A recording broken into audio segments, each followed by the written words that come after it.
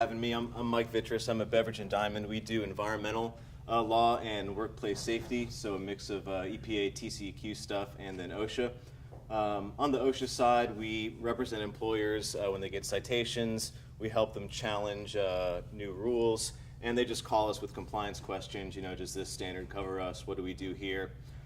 Since we're about 45 minutes over and I'm the last speaker, I'm going to move along at a pretty good clip.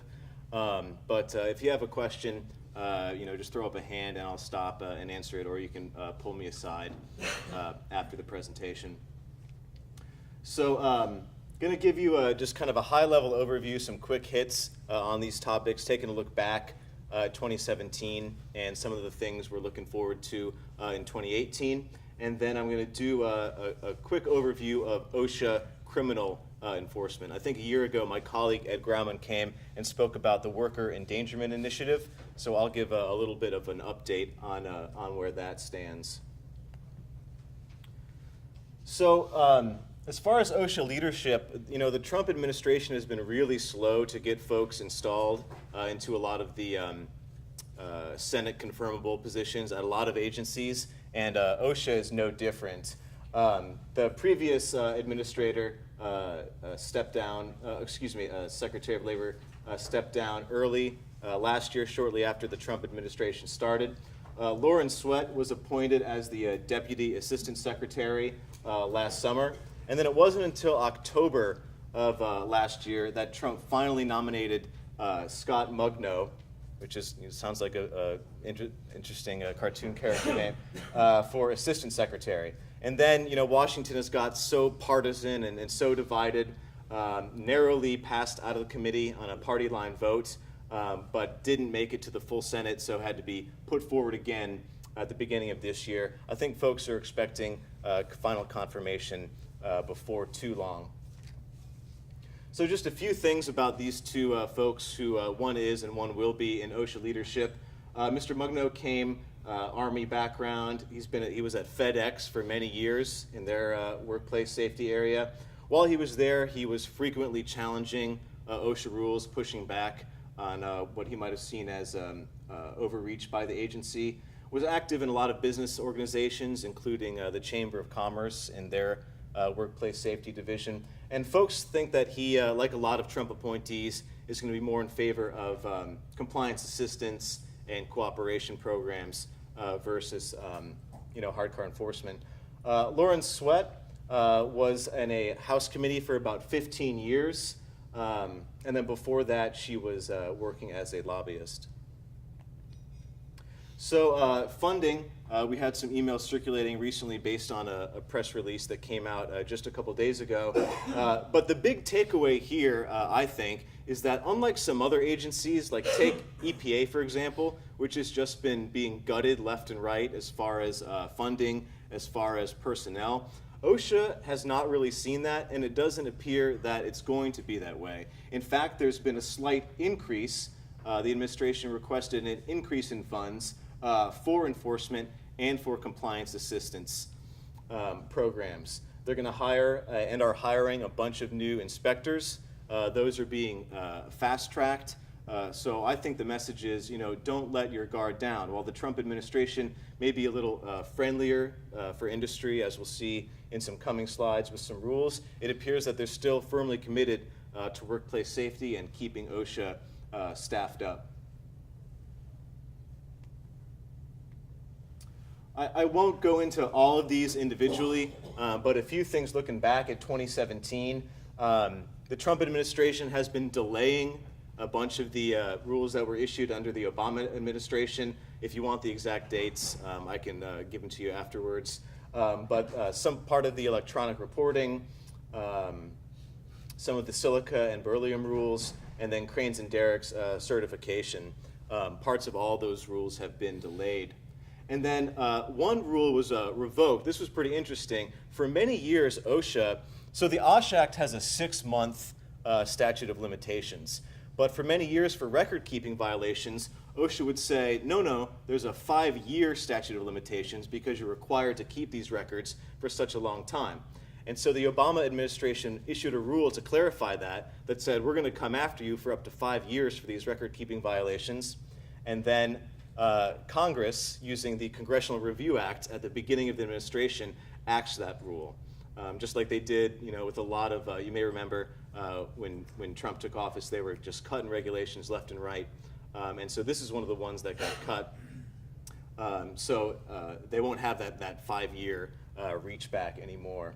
Some proposed revisions to the injury and illness reporting rule. One I think would be worth mentioning, sorry. It intends to propose a rule to remove the requirement for large employers to electronically submit their 300 and 301 forms, but it would keep the requirement for the 300A. And then we've got various legal challenges. Some of them have been put on pause to give the administration time to look at or reconsider or propose new rules. But industry is obviously always challenges every rule that comes out, and these are no different. So what are we looking to in 2018? I already mentioned the workplace injury and reporting rule. There are going to be some proposed changes to the beryllium rule and the silica rule. The silica rule, actually, industry challenged that one like it does every rule. The court upheld it, so it's still in effect. But it did entertain one of the union's challenges to the rule, and it said that OSHA needs to reconsider medical removal protections. So it got kicked back to the agency, so they're going to have to look at how that can be incorporated into the rule. Certification for cranes and derricks in construction, proposed rules anticipated. And then some things are in the very, very preliminary pre-rule stages. But what we see here is not a lot of new breaking news. I don't think the Trump administration is going to be overly active in rulemaking. In fact, we've seen them cutting back on the Obama administration rules, but they are going to be making some tweaks. So there was actually a slight increase in enforcement over fiscal year from fiscal year 2016, about 1.4%, which is interesting because there was a decline in personnel. There were about 40 fewer inspectors, and yet enforcement inspections went up just slightly. Key areas where there were increases in inspections were some of the programmed inspections, so wherever OSHA has a national emphasis program, like it had the refinery PSM national emphasis program, and then inspections of the construction industry, of course. Some regional disparity, for example, in Mississippi that has a historically high rates of worker injuries, inspections actually declined there by about a third in 2017. And then also reports of numbers of inspectors declining in Alabama, Florida, and Georgia, although increases in Wisconsin and Ohio. So sort of different pockets around the country, but on balance, a slight increase, which surprised some folks. We had some other OSHA speakers before that I think touched on this, so I won't dwell on it. But the most frequently cited standards typically stay the same from year to year, and OSHA is always going to have a lot of emphasis on the top two, on HAZCOM and fall protection. I think Brad went into some detail on penalties. For many years, penalties didn't go up that much because they were exempt from the requirement to increase for inflation. That changed with some legislation in, I think, 2015, and so you saw a big jump, and so we're up to about 13 grand, and then obviously substantially more for willful and repeat. Somebody was asking about average penalties earlier, and so we've got them there for serious willful and repeat. All of them with pretty substantial increases from fiscal year 2016. So enforcement, what should we expect looking at next year? Well, OSHA's collecting all this data electronically. They're probably not just going to let it sit there and gather dust. They're going to be able to analyze it and think about which industries, which regions, where they should focus their inspections and enforcement. Probably continue to see penalties increase, at least with inflation.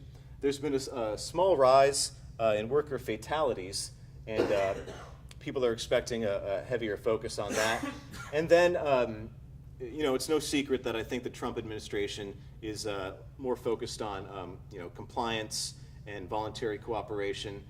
So there may be some focus on that as well in this coming year. There are a number of guidances that were issued in 2017. I won't get into detail on all of them. They did issue a pretty robust PSM guidance that was focused on the petroleum refineries, but if you take a look at it, you can think about what PSM issues OSHA would be focusing in on in your industries. And then policies and guidance, what to expect in 2018. OSHA will probably, we talked about how there's going to be new compliance deadlines for Silica, beryllium, and some of the electronic reporting parts of those rules. OSHA may take a look at the record-keeping rules anti-retaliation provisions. And we mentioned operator certification requirements for cranes and derricks in construction. And then some folks think OSHA may take a look at its role in motor vehicle safety. Roadway fatalities were about a quarter of the about 5,100 deaths in 2016. So OSHA may try to address some of this through guidance. Court decisions, one I'll mention is, I already talked about a little bit, but industry challenged the Silica rule. Like I said, the court rejected most of industry's challenges. They were saying it was too stringent, it's going to be too difficult for them to meet. And then they told OSHA they need to reconsider what the unions were upset about, which were the medical removal protections.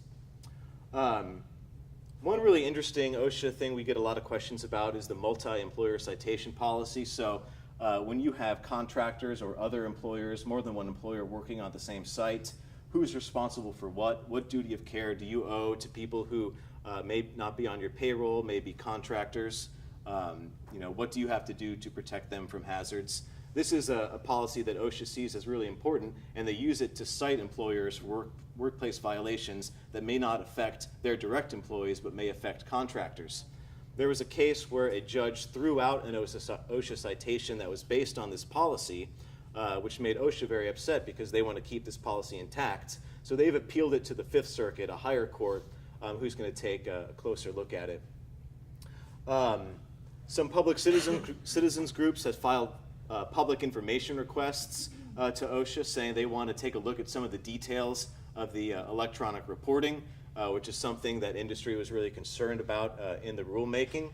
OSHA has said that that should be withheld from disclosure based on a number of exceptions, basically saying it would prevent them from being able to enforce the rule. So we're going to see what happens there. And then there was an interesting challenge to the use of the general duty clause. As you all know, when there's not a specific standard, OSHA standard, they can still try and cite you under the general duty clause. So there was a case about how it might apply to workplace violence. So I'll give a high-level overview of OSHA criminal liability, because it's not something that folks always have on their radar. But at least a couple years ago, there was a pretty interesting development, and we're kind of in a wait-and-see mode to see how dedicated the new administration will be to it.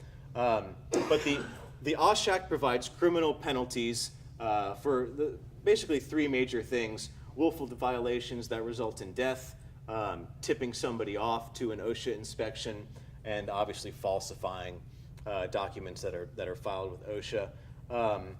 Of course, the penalties don't seem that severe. I mean, nobody wants to be in jail for 6 months, but as compared to some felony charges, they aren't quite as bad. So all the OSHA criminal violations are misdemeanors with penalties of up to half a year and max fines of 10 grand. And so that's why there are so far not a ton of reported OSHA criminal cases, because the violations are misdemeanors. Prosecutors, they see misdemeanors as kind of small potatoes. They don't want to be wasting a lot of time on them. They want to do felonies, things that carry substantial jail time, things that carry big time penalties. It's also harder to prove because there's a higher burden of proof, right? To prove a criminal violation, you have to prove beyond a reasonable doubt. You know, you've heard from movies and TV, whereas a civil violation is typically just more likely than not. So a couple years ago, there was the Worker Endangerment Initiative that was announced by DOJ, and it basically was a way for OSHA and DOJ to try and get bigger penalties, bigger fines, and stronger criminal enforcement for workplace safety violations. So DOJ and EPA and Department of Labor, OSHA, all teamed up to put their heads together to see how they could bring better workplace safety criminal cases. So they were saying, you know, since we can only get 6 months or a misdemeanor under the OSH Act, what are some other statutes that we could pair with it that are more heavy-hitting? Making false statements. You may have seen in the news these folks that are lying to Bob Mueller, the special investigator. If you lie to the FBI or lie to law enforcement, that's a felony. And so when they're on these investigations, if they can catch somebody lying or falsifying a document, well, maybe we won't charge you under the OSH Act for the 6 months, but we'll charge you under other federal statutes that can be a felony, much more severe. Obstruction of justice, witness tampering, these are, you know, much sexier crimes. And then environmental crimes. They're going to start cross-training investigators so that they can identify not just workplace safety crimes, but also maybe a Clean Air Act violation. So they come to a facility and say, yeah, we're here for an OSHA investigation, but we're also going to look at your RCRA compliance, your Clean Air Act compliance, your Clean Water Act compliance, and if we can find a crime under one of those statutes, those are a lot more interesting to juries, and they can create, you know, a more compelling case that can be easier to bring. And then the penalties are a lot higher. You can have from 5 to 20 years for some of these environmental or witness tampering, obstruction of justice violations, as opposed to the 6 months. I thought that Clean Air, et cetera, was under the purview of EPA, not OSHA. So Yeah, precisely. So, but the Department of Justice is the agency that would bring criminal sanctions, and they represent the various agencies. They represent EPA, they represent OSHA. So they're kind of putting everybody's heads together over at the Department of Justice and saying, well, if we combine our agencies' relevant statutes and rules under your power, DOJ, can we be more effective? I think what he's trying to get to is they may teach them on some of this stuff, so if they see it, they may refer it to the EPA, and then the EPA can turn around and come in. Yeah, they're going to be cross-training folks. this is only going to ever happen if it's negligence that eventually has caused harm or death. It's not going to be your vanilla, violation. Certainly, it's going to have to be something pretty severe. Typically, either first of all, fatalities are always going to get everybody's close attention, and then any type of lying, cheating, or stealing, sort of some of these first three things that you see up there, falsifying forms, lying to investigators, that's going to get you on folks' criminal radar. But for your more vanilla compliance problem, probably wouldn't rise to the criminal level. Not to say it wouldn't be still a citation. But can you clarify? So can a state go after somebody though criminally, even if federal doesn't? Is that what we talked about on email? Yeah. So right now I'm talking about the feds, right? I'm talking about the Department of Labor and OSHA, Washington, D.C. None of that, and I think we have a slide that one of you guys sent me a few weeks ago, none of that prevents or precludes a state from going after folks for workplace safety violations at the criminal level. Now, it may not be under an OSHA rule. It may be under a different state workplace safety rule, but they're certainly not precluded from going after folks at the state level. So yeah, you got the feds, and then you've got the state.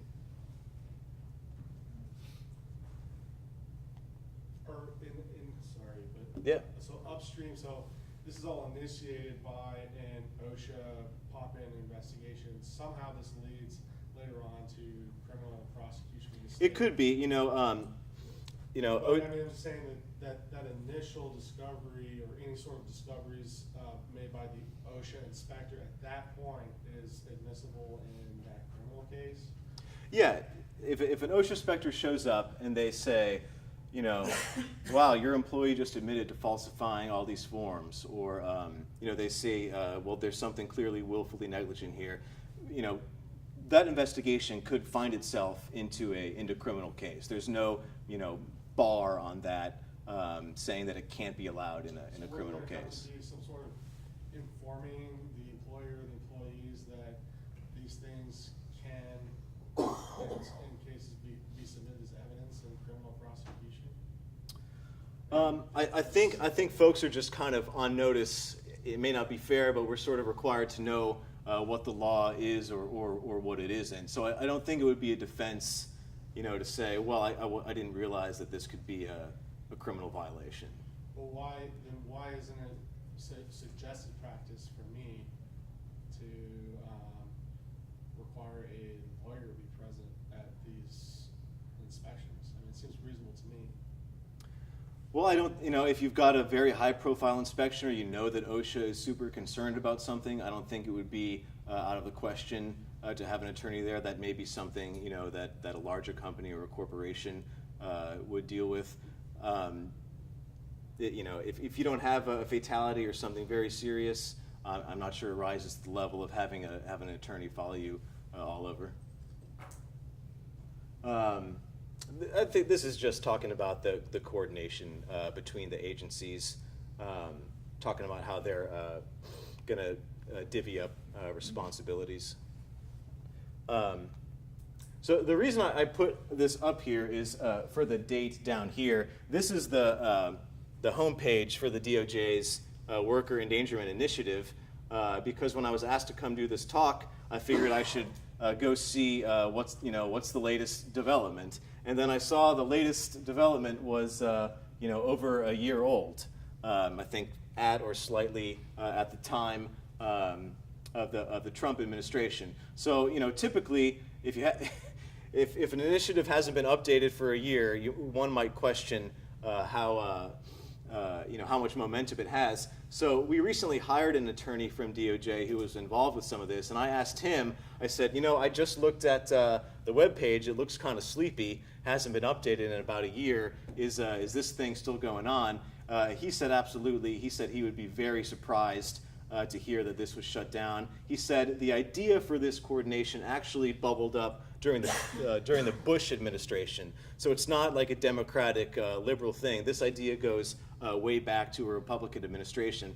What he suspects is that with the change in administration, that would be one thing that's causing delay. And then two, it's just going to take a lot of time to get investigators cross-trained. And we saw that 40 just left, and they're going to hire 40 back. So that's going to delay things. Getting all the new forms and getting everybody on the same page with how this is going to work. So his message to me and my message to you is don't sleep on this. Don't sleep on your OSHA compliance. Notwithstanding that this hasn't been updated in about a year, I don't think it. The Trump administration hasn't been shy about saying Obama-era things that they're done with, and they haven't said they're done with this. So I would stay on your toes. And cases are still being brought. Brad or Russ sent this one and the next slide to me not too long ago. This is just a few months old. There was a fatality in a trench or an excavation. I can't quite remember. I think it was a cave-in. So a guy pleaded guilty to violating OSHA regulations. So this is at the federal level. We were talking about feds versus state. And then I was also told of an example at the state level. This was in Washington State, similar trenching, excavation. I'm sorry, the first one was federal then? Yeah, so here you have Western District of Pennsylvania, U.S. attorneys. So this is the feds, right? This is an OSHA violation at the federal level, Washington. Well, this one's actually Pennsylvania, but there are federal prosecutors in every state, of course. So these are the feds, and then there's one at the state. So it can be at the federal level, it can be at the state level. Regulators have a lot of tools to enforce. We've had other OSHA speakers who went way into depth on what to do and compliance tips. So I'll leave that part to them. These are just some basic no-brainers. And there you have it. I tried to do my part to get us out of here on time. Very high-level overview, obviously. These guys have my email. Happy to visit with anybody afterwards, or if there are any burning questions right now, I'm happy to field those as well. On the multi-employer, can you talk about, real quickly, staffing agencies? Because I think a lot of manufacturing companies use staffing agencies as far as the multi-employer, citations and so forth. I don't know how in the weeds I could get to extemporaneously, but it's a very accessible document. It's maybe 8 pages, and it'll even give you examples. If you have this level involvement with an employee, then you owe them this duty of care. If you have this level, then you have this duty of care. And it even has some illustrations. It'll say, employer X has this type of contractor at his facility doing this. And so he owes this duty of care to that employer. And it really does a good job of breaking it down. As far as the staffing agency, it would just depend. It would be really fact specific. And we'd need to know exactly what they were doing, how involved was the employer, were they telling them exactly what to do and how to do it. And it's a really case-by-case, fact-driven kind of thing. They should treat them like a normal employee. Is that fair? If they're directing them, they're training them. If they're directing them and training them, telling them what to do, more or less treating them as an employee, then they would owe the same OSHA protection to those folks that they would to somebody who is a true W-2 full-blown employee. Okay, I think that's the question. Yeah. Where's that document? So it's called the Multi-Employer Citation Policy. It's really accessible. It's not too lawyery. I can email it to these guys, and they can circulate it. It's worth a read. All right, folks. Thanks a lot.